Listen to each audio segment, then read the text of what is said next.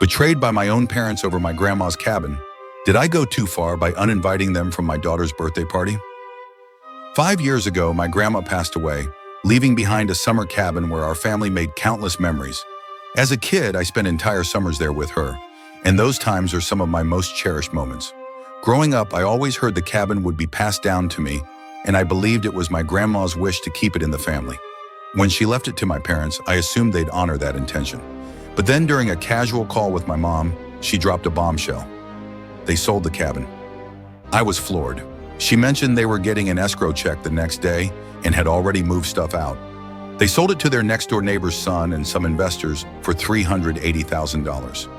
A real estate agent warned them they were leaving $50,000 to $75,000 on the table, and after checking comps, where similar properties sold for $480,000 to $650,000, I'd say they sold it at least $100,000 below market value.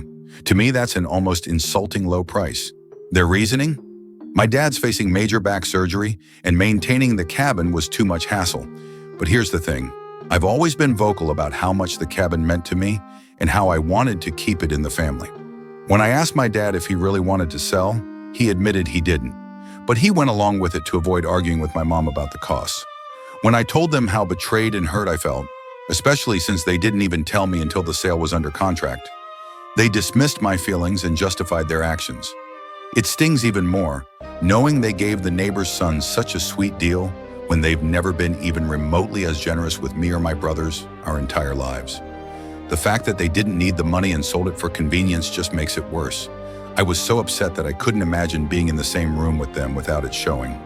My daughter's birthday party was coming up, and I wanted it to be all about her, not my anger. So I made the tough call to uninvite my parents. The party went great, by the way. Friends showed up, and my daughter had an amazing time.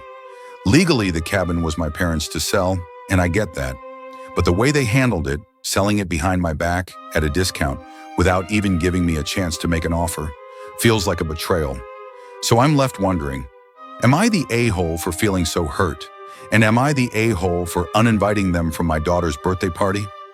What do you think, folks? Is the storyteller in the wrong here, or are they justified? Drop your thoughts in the comments below, and don't forget to subscribe for more stories like this.